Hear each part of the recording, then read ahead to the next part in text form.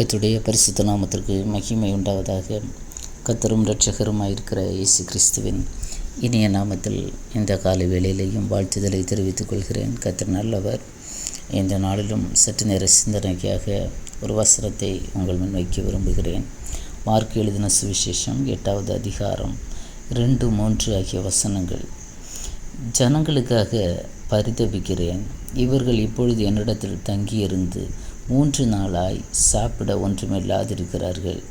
இவர்களில் சிலர் தூரத்திலிருந்து வந்தவர்கள் ஆகையால் நான் இவர்களை பட்டினியாய் வீட்டிற்கு அனுப்பிவிட்டால் வழியில் சோர்ந்து போவார்களே என்றார். ஆமென். இயேசு கிறிஸ்து சீஷர்களிடத்தில் இந்த வார்த்தையை சொல்லுகிறார். இயேசு இந்த ஜனங்களுக்காக பரிதபிக்கிறார். இவங்க என் கூட 3 நாளாக தங்கி இருந்தாங்களே, இவர்களை எப்படி பட்டினியாய் நான் அனுப்பி விடுவது? ரொம்ப தூரத்திலிருந்து எல்லாம் வந்தவங்க இருக்கிறாங்க. அதனால் இவங்க சோர்ந்து போவாங்க, வழியிலே இவங்க சோர்ந்து போவாங்க. அதனால் இவர்களுக்கு ஆகாரம் கொடுக்க வேண்டும் என்று இயேசு விரும்புகிறார்.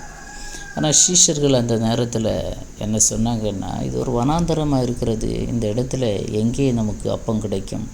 இது சாத்தியமே இல்லை என்று சீஷர்கள் இயேசுவினிடத்தில் சொல்லும்போது, இயேசு சீஷர்களை பார்த்து கேட்குற ஒரு காரியம், உங்களிடத்தில் என்ன இருக்கிறது? எத்தனை அப்பங்கள் இருக்கிறது? அல்லது என்ன உங்களிடத்தில் இருக்கிறது என்று கேட்கிறார்.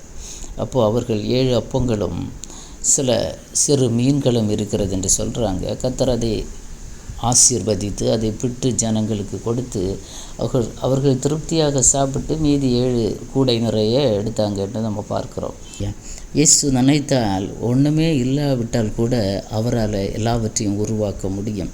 எத்தனை பேருக்கு ஆகாரம் கொடுக்க வேண்டும் என்றாலும் அவரால் முடியும். ஆனால் கர்த்தர் நம்மிடத்தில் கேட்கிற ஒரு வார்த்தை, உங்களிடத்தில் என்ன இருக்கிறது? ஆமென். அல்லேலூயா. நம்மிடத்தில் இருக்கிறதே கர்த்தரிடத்தில் கொடுத்து அவர் அதை ஆசீர்வதித்து அதை பெருக பண்ணி அநேகருக்கு ஆசீர்வாதமாக மாத்திரமல்ல, நாமும் ஆசீர்வாதமாக இருக்க வேண்டும் என்று கர்த்தர் விரும்புகிறார். 2 ராஜாக்களின் புஸ்தகத்தில் நம்ம பார்த்தோம்னா, 2 ராஜாக்கள் 4வது அதிகாரத்திலிருந்து பார்த்திங்கன்னா, தீர்க்கதரிசிகளுடைய புத்திரரில் ஒருவனுக்கு மனைவியாக இருந்த ஒரு சகோதரி தன்னுடைய கணவன் மரித்து போனான். அப்போது எங்களுக்கு கொஞ்சம் கடன் இருந்தது. இப்போது எங்கள் 2 பிள்ளைகளையும் இவங்க என்ன செய்ய போகிறாங்க? அடிமைகளாக்கி கொண்டு போக போகிறாங்க. கணவன் மரித்த பிறகு இந்த கடனை அடக்கி எங்களுக்கு நிவர்த்தி இல்லாததுனால 2 பிள்ளைகளையும் கொண்டு போக போகிறாங்க. எலிசா தீர்க்கதரிசியும் அந்த சகோதரியிடத்தில், அந்த ஸ்திரீனிடத்தில் கேட்குற ஒரு காரியம் உண்டு. உன்னுடைய வீட்டில் உனக்கு என்ன இருக்கிறது? அதை நீ சொல்லு. அப்போ சொல்கிறா, 1 குடம் எண்ணெய் இருக்கிறது. ஆமென். அல்லேலூயா. அப்போ சொல்கிறார், அதை கொண்டு வா. அல்லேலூயா. அந்த எண்ணெயை கொண்டு வா. கொண்டு வைத்து விட்டு உன்னை பக்கத்து வீட்டில் எல்லார்ட்டையும் போய் எம்டி வெசல்ஸ் நிறைய இருக்கும் பாரு, அதெல்லாம் நீ வாங்கி கொண்டு வா. அதாவது வெறும் பாத்திரங்கள், காலி பாத்திரங்கள் எல்லாம் வாங்கி கொண்டு வந்து நீயும் உன் பிள்ளைகளுமாக வீட்டுக்குள்ளே போய் அறையை பூட்டி கொண்டு அதில் இருக்கிறத வார்க்க தொடங்கு. ஒவ்வொரு பாத்திரத்துலையுமா ஊற்று அதை. அதே மாதிரி இந்த சகோதரி என்ன செய்தாங்கன்னா, எல்லா பக்கத்து வீட்டில் போய் அதாவது காலி பாத்திரங்களை வாங்கி கொண்டு வந்து தீர்க்கதரிசி சொன்னது போல் வீட்டுக்குள்ளே போய் 2 பிள்ளைகளும் சேர்ந்து கதவை பூட்டி இதெல்லாம் அந்த ஒரு குடத்தில் இருந்த அந்த எண்ணெயை வார்க்க தொடங்கினாங்க. வார்க்க ஊற்ற எண்ணெய் பெருகி கொண்டே இருக்கிறது. எல்லா பாத்திரங்களும் நிறைந்தது. ஆமீன். அல்லேலூயா. எல்லா பாத்திரமும் நிறைந்து இனி பாத்திரம் இல்லை என்று சொன்ன உடனே எண்ணெயும் நின்று போயிற்று என்று நம்ம பார்க்கிறோம். தெய்வ பிள்ளைகளே, அதே மாதிரி தான் 1 ராஜாக்களின் புஸ்தகத்தில் கூட இன்னொரு கதை எனக்கு ஞாபகத்துக்கு வருகிறது. நம்ம எல்லாருக்கும் தெரிந்தது தான் இதெல்லாம். எலியா தீர்க்கதரிசி கர்த்தர் சாரிபாத் ஊருக்கு அனுப்புகிறார். விதவையை கொண்டு போஷிப்பதற்காக கர்த்தர் அனுப்புகிறார். அங்கேயும் அந்த தாயும் மகனும் கொஞ்சம் மாவு இருக்கிறது, இதில் ஒரு அப்பத்தை சுட்டு சாப்பிட்டு விட்டு நாங்கள் மரித்து போக வேண்டும் என்று இருக்கிறாங்க. அப்போ எலியா தீர்க்கதரிசி கூட கேட்குறார், உன்னிடத்தில் இருக்கிறதுல கொஞ்சம் மாவு எடுத்து ஒரு அடை எனக்கு செய்து கொண்டு வா. எவ்வளவு ஒரு அருமையான காரியம். அந்த இடத்துல அவள் அது மாதிரி செய்கிறாள். அந்த இடத்துல பஞ்சகாலம் முழுவதும் கலசத்தில் எண்ணெய் குறையவில்லை, பானையில் மாவும் செலவழிந்து போகவில்லை. கர்த்தர் ஆசீர்வதிக்கிறார். இங்கே வசனங்களை நம்ம பார்க்கும்போது கொஞ்சம் ஒரு குடம் எண்ணெய் இருந்தது. ஆமென், அல்லேலூயா. எண்ணெய் பரிசுத்த ஆவியின் அபிஷேகத்தை குறிக்கிறது. அல்லேலூயா.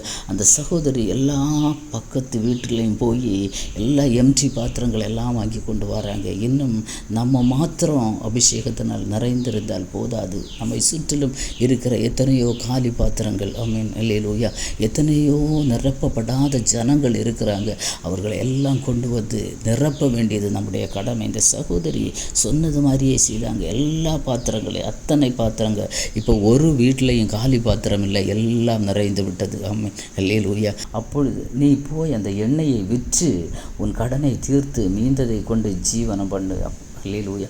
உன் கடனும் தீரும், மீதியான உன்னுடைய வாழ்க்கை முழுவதும் நீ வாழ வேண்டிய ஆசீர்வாதம் அதற்குள்ளே இருக்கும். ஆமீன். அதனால் இந்த காலை வேளையில் தெய்வ பிள்ளைகளே, அல்லேலூயா, கர்த்தர் நம்மை பசியோடு வருந்த விடுகிற தெய்வம் அல்ல. அது உலக பிரகாரமான பசி ஆனாலும் சரி, ஆவிக்குரிய அர்த்தத்தில் ஆனாலும் சரி, ஒரு தெய்வ பிள்ளையை திருப்தியாக்கி நடத்துகிறவர் நம்முடைய தெய்வம். அவர் நமக்காக பரிதபிக்கிறார். அல்லேலூயா, பரிதபிக்கிறார். அல்லேலூயா. நம்ம வழியில் சோர்ந்து போவோமே, அல்லேலூயா, நம்ம தளர்ந்து போவோமே. இந்த நிலைமையில் விட்டால் இவங்க சோர்ந்து போவாங்க, இவங்க தளர்ந்து போவாங்க, ஒன்றும் இல்லாமல் இருக்கிறாங்களே, வறுமையாய் அனுப்பக்கூடாது என்று கர்த்தர் விரும்புகிறார். அந்த வறுமையின் நேரத்தில் கூட நம்மிடத்தில், உங்களிடத்தில் என்ன இருக்கிறது அதை கொண்டு வாருங்கள் என்று கர்த்தர் சொல்லுகிறார். நம்மிடத்தில் நம்ம நிலைமைகள், அல்லேலூயா, நம்மிடத்தில் இருக்கிறது எதுவாக இருந்தாலும் அதை கர்த்தரிடத்தில் நாம் அர்ப்பணிக்கும் போது கர்த்தர் அதை மேலே ஆசீர்வாதத்தை பெருக பண்ணுவார். ஆமென், அல்லேலூயா. ஒன்றுமில்லை என்று சொல்வதை விட எது இருக்கிறதோ, ஆமென், அதை நாம் பயன்படுத்தணும். நமக்காக மாத்திரமல்ல, அதை பிறருக்காகவும். ஆமென்.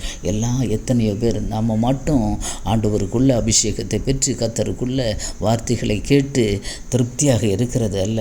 இன்னும் எத்தனையோ காலி பாத்திரங்கள், எத்தனையோ எம்டி வெசல்ஸ், நம்மை சுற்றிலும் எத்தனையோ ஜனங்கள் எம்டியாக இருக்கிறாங்க. இயேசு இல்லாத வாழ்க்கை, வார்த்தை இல்லாத வாழ்க்கை, சத்தியம் இல்லாத வாழ்க்கை, அபிஷேகம் இல்லாத வாழ்க்கை வாழ்ந்து கொண்டிருக்கிற ஜனங்களை எல்லாம் கூட்டி வைத்து தெய்வ சமூகத்தில் ஜெபியுங்க. அவர்கள் மேல் உங்களில் இருக்கிற அந்த எண்ணெய் அவர்கள் மேலும் பகரட்டும். ஆமென், அல்லேலூயா.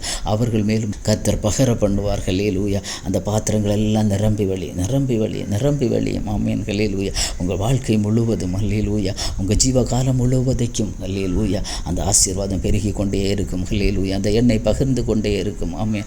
அதை அப்படியே நீங்கள் மறைத்து வைத்தீங்கன்னா அது யாருக்கும் பயன்படாது, உங்களுக்கும் அது பயன்படாது. என்றைக்கும் ஒரு கடனாளியாக, ஆமென், உலக பிரகாரமாகவும் கர்த்தருக்கு முன்பாகவும் ஒரு கடனாளியாக நம்ம இருக்கக்கூடாது. கர்த்தர் நமக்கு தந்திருக்கிற அபிஷேகத்தை நாம் பயன்படுத்தும் போது நாம் கடனாளிகளாக மாற மாட்டோம். கர்த்தருக்கு முன்பாக நாம் அதை பயன்படுத்துகிறவர்களாக மாறுவோம், பயனுள்ள பாத்திரமாக மாறுவோம். ஆமென், அல்லேலூயா.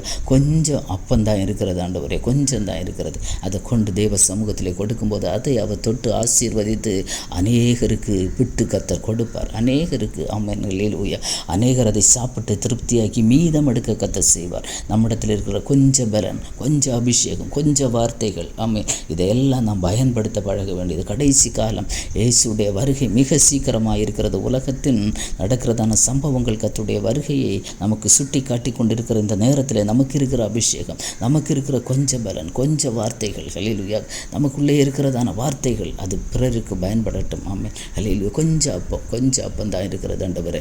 இதை நான் கொண்டு உம்முடைய சமூகத்தில் தருகிறேன். இதை நீங்கள் எல்லாருக்கும் கொடுங்க ஆண்டவரே. அல்லேலூயா. என்னிடத்தில் இருக்கிறது நீங்கள் ஒரு பெருக்கம் என்னிடத்தில் உண்டாக வேண்டும் ஆண்டவரே. என்னிடத்தில் இருக்கிற இந்த வார்த்தையை நீங்கள் பெருக பண்ணுங்க ஆண்டவரே. என்னை அபிஷேகித்த இந்த அபிஷேகம் இன்னும் பெருகட்டும் ஆண்டவரே. இது அநேகருக்கு பயன்பட வேண்டும் அப்பா. இந்த வார்த்தை அநேகரை சென்றடைய வேண்டும் அப்பா. அல்லேலூயா. அப்பேற்பட்ட அனுபவம் வாழ்க்கையில் வரும்போது கர்த்தர் மீதம் எடுக்க செய்வார். ஆமென். உலக பிரகாரமான ஆசீர்வாதங்களில் கர்த்தர் மீதம் எடுக்க செய்வார். கடன் பிரச்சனையில் இருந்து, அல்லேலூயா, இந்த தீர்க்கதரிசிகளுடைய புத்திரருடைய மனைவி அந்த சகோதரி சொல்கிறாங்க, என் கணவன் கடன் வாங்கிட்டு போயிட்டார் ஐயா, இப்போ 2 பிள்ளைகளையும் அடிமைகளாக கொண்டு போக போகிறாங்க, இப்போ நான் நிர்கதியாக நிற்கிறேன், நான் என்ன செய்யணும்?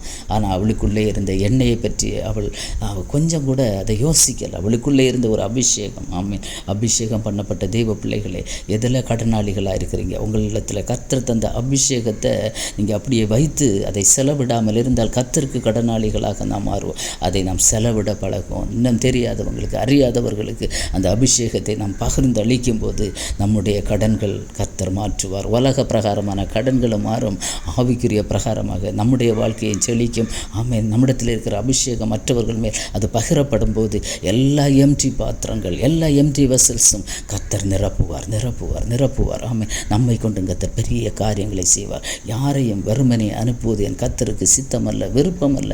அவர் பரிதபிக்கிறது போல கர்த்தருடைய பிள்ளைகளாகி நாம் ஒவ்வொருவரும் எந்த வெசல் வறுமையாக இருக்கிறதோ அதை பார்த்து நாம் பரிதபிக்கிறவர்களாக காணப்பட வேண்டும். இந்த காலை வேளையில் நாம் பரிதபிக்கணும். ஆண்டவரே, பசியோடு இருக்கிறாங்க, தாகத்தோடு இருக்கிறாங்க, இந்த ஆத்மாவை திருப்தியாக்குங்கப்பா, உடைய வார்த்தையினால் திருப்தியாக்குங்க தகப்பனே, உடைய அபிஷேகத்தினால் திருப்தியாக்குவீராக என்று நாமும் இயேசுவை போல பரிதபித்து நம்மிடத்தில் இருக்கிறதை நாம் செலவிட்டு நம்மிடத்தில் இருக்கிறதை நாம் மற்றவர்களுக்கு பகிர்ந்து அளிப்போம் என்றால் கர்த்தர் இந்த காலை வேளையிலே நம்மை திருப்தியாக்கி நடத்துவார். ஆமென். ஹல்லேலூயா.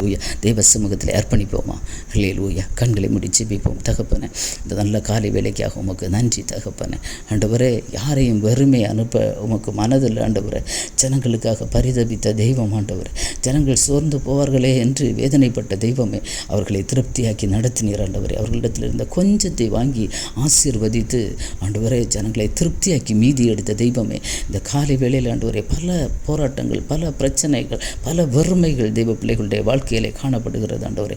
ஆனாலும் தங்களிடத்தில் என்ன இருக்கிறது என்பதை உணர முடியாத ஒரு சூழ்நிலையில் இருக்கிற தெய்வ பிள்ளைகள் இந்த காலை வேளையில் தங்களிடத்தில் இருக்கிறதை கர்த்தரிடத்தில் சொல்லி ஆண்டவரை கர்த்தரிடத்தில் அர்ப்பணித்து அதிலிருந்து ஒரு பெருக்கத்தை கண்டுகொள்ளட்டும் ஆண்டவரே. ஆண்டவரே, தங்களிடத்தில் இருக்கிற அபிஷேகம், தங்களிடத்தில் இருக்கிற வார்த்தைகளை மற்றவர்களுக்கு பகிர்ந்தளிக்கக்கூடிய நல்ல கிருபையையும் ஆண்டவரே வரங்களையும் தெய்வ பிள்ளைகளுக்கு இந்த காலை வேளையில் கர்த்தர் கொடுப்பீராகப்பா. உலக பிரகாரமான ஆசீர்வாதங்கள், ஆவிக்குரிய பிரகாரமான உன்னத ஆசீர்வாதங்களினால் உங்கள் பிள்ளைகளை கர்த்தர் நிரப்புவீராகப்பா. ஒருவர் கூட வறுமையாக இருக்கக்கூடாதப்பா. எங்களை சுற்றிலும் இருக்கிற அத்தனை ஜனங்களை நிரப்பக்கூடிய தெய்வ அபிஷேகம் எங்களிடத்தில் இருக்கிறது என்பதை நாங்கள் உணர்ந்து செயல்பட இந்த காலை வேளையில் கர்த்தர் எங்களுக்கு உதவி செய்த கிருபைக்காய் நன்றி ஆண்டவரே. இந்த வார்த்தை ஒவ்வொரு தெய்வ பிள்ளைகளுடைய இருதயத்திலும் கிரியை செய்யட்டும். கர்த்தர் மகிமைப்படுவீராக. ஆசீர்வதி இயேசுவின் மூலம் ஜெபத்தைகளின் ஜீவனுள்ள நல்ல பிதாவே. ஆமேன், ஆமேன். God bless you.